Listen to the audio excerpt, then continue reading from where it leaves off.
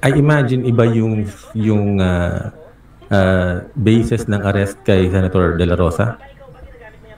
Yes po. So, technically, the ICC used a very generic term, which is Duterte is an indirect co-perpetrator. So, the fact that he did not pull the trigger means he's not the direct perpetrator. Pero on the other hand, the term co-perpetrator is so generic, parang pwedeng co-mastermind, pwedeng co-conspirator, ganun yung pananaw ng iba eh. Sa Pilipinas siguro, if we were to put in the nuances further, conspiracy ba yan? Paano ba yan? Dito po sa ICC, they could, at the point of issuance of a warrant of arrest, evade that pa. All they need to say is that this person is among those who are most responsible for crimes against humanity. So in the warrant, they don't even need to say that Bato de la Rosa is responsible for so many killings, for this and that. All they have to point out is that he was one of those who was instrumental or important in the implementation of the policy. Yung mga details po, nakita natin kay Duterte, nilabas pa later. Hinuli siya ng March, nirelease yung tinatawag na document containing the charges in July. Right. Yung binabanggit natin, kaya medyo parang may alam na tayo kay Bato, kasi nagbanggitan na rin doon. Kung co-perpetrator si Duterte, sabi sa confirmation, sa document containing the charges, ito yung parang information nila, pero mahaba, parang 20 pages mahigit. It's also accompanied by a brief, so the pre-confirmation brief, taken together, these two documents, kind of say that as a co-perpetrator, Duterte was assisted by 8 others. Okay. Pwede ka na po redacted. Yun lang. Pero dun sa isang redacted portion, parang maaninag mo, bato na bato ito. Okay. But if found guilty, would you know kung pare-pareho yung penalty in these cases since iba-iba yung or is it the same because they're co-perpetrators? Sabi nila, it could be different. Kasi technically, the case against Duterte and the possible or upcoming case against Bato will be separate. Hindi sila parehong-pareho on all fours. Pareho sila ng facts. Pero, if Duterte was only indicted for killings, yun nga yung isang tanong namin bakit yung scope ng crimes against humanity ni Duterte, patayan lang? Bakit hindi yung pagkulong din? At dito na pumapasok si Bato. Sino ba kasi yung nag-order or sino ang nag-implement ng pagkulong? More than 300,000 were arrested during the war on drugs. Di ba, police? Ayun na. And it could happen because that's the history of the ICC. Okay. So parang so it will be different kasi iba yung acts for which he will be tried. Tama? Yes. Mukhang ganun ang lalabas Alright.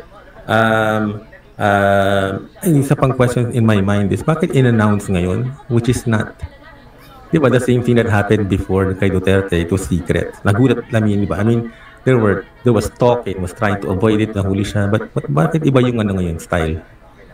Well, I don't know, number one, if even Remulla is authorized to disclose this kind of information. So, hindi ko po masigurado yon na, kumbaga, dapat ba niyang sabihin talaga. Pero kung sabihin na natin na one, talagang kalkulado yung pagsabi nito, siguro pandagdag ito dun sa hindi nga namumuo pero dun sa pag-aaway ng mga paksyon, Dutertes versus the Marcoses, tapos pagpapainit ng sitwasyon dito sa Pilipinas. At maiipit dito yung isa pang institution na ipit na sa ICI, di ba? Senate, ipit yan sa ICI ngayon. Iipitin ngayon siya ng ICC because the natural tendency is to believe what Bato before said, and then also the Senate President said that the Senate will shelter or give temporary refuge to Bato if a warrant of arrest is issued. Kaya medyo, naku. On the other hand, kung hindi ito authorized, kumbaga, kasi why the ombudsman? Why him of all people? Why not the executive? It should have been, if Remulla was the DOJ secretary, medyo mas mabigat para sa akin yon kasi he would have been one of the first ones to see that warrant of arrest. Pero in this case, kung sakaling unauthorized yon, then I would say it was unwise. Because even if Bato has already an idea that he will come up next, yung tanong na lang ay kailan? Naku, baka nag-e-empake na po yan ngayon. Naku, pinakaiiwasan pa naman natin yan na may makalusot. Ready to face the charges and he hopes payagan siyang alagaan si dating Presidente Duterte. May ganun ba? Hindi ko pa ngayon lang. Ngayon lang. Di, okay po kami dyan. Tapos, in fact, kung ganun din naman pala yung argument, sama niya na si Senator Bongo, na lagi daw kasama sa mga medical check-up ni Duterte noon. Sama na rin natin pwede ba? May plus one, si Senator Robin Padilla.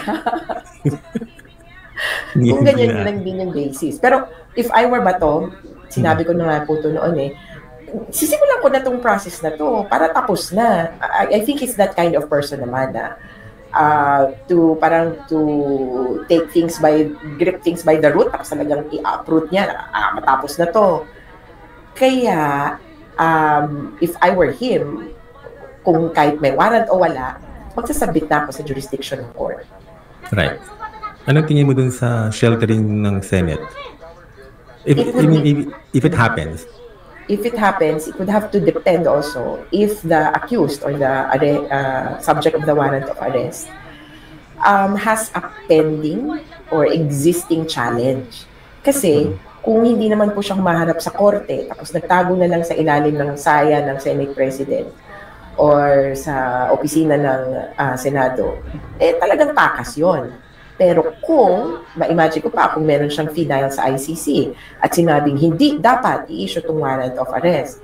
Kung sa atin, parang either motion to quash, motion to dismiss, yung he engages with the court, then maybe for a limited period, he could be protected. Pero kung sasabihin niya lang, yung ICC, bahala sila sa buhay nila, hindi ko yan kilala, OA naman yun masyado. So, the Senate has to check what is his engagement with the ICC. Yes. Baka lang kasi he's thinking na may immunity from arrest, no? But, wala. Meron niya not for crimes more than 6 years yung penalty, crimes against humanity to. So, plus, ibang legal regime yung nag-a-apply. I don't think ang jurisprudence natin will help him against yung sa ICC at the Rome Statute. No? So, sana hindi niya gawin. Oo, at saka technically po, even presidents, sa atin may presidential immunity Even presidents are not recognized as immune from arrest under the Rome Statute. It's, as you said, it's entirely a different legal regime. Okay. Kasi yung reaction ng mga audience natin, tatakbo daw yan Oo nga, naku. Pakatok naman po sa mga kapitbahay. Diba? Ano ba pwede, balandrahan? And if he does run, fugitive siya. Yes, and an international fugitive from justice kung sakaling may warrant of arrest na nga.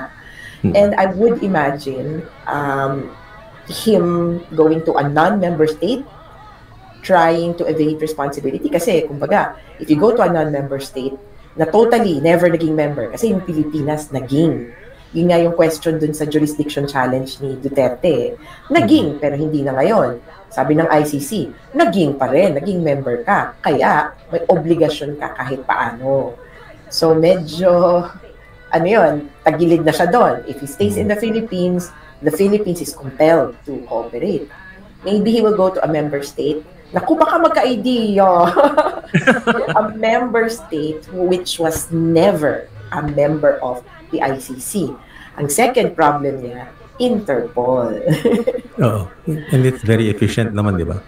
Yes, kasi po yung warrant of arrest, which I might emphasize, is an international warrant of arrest, not a foreign warrant of arrest.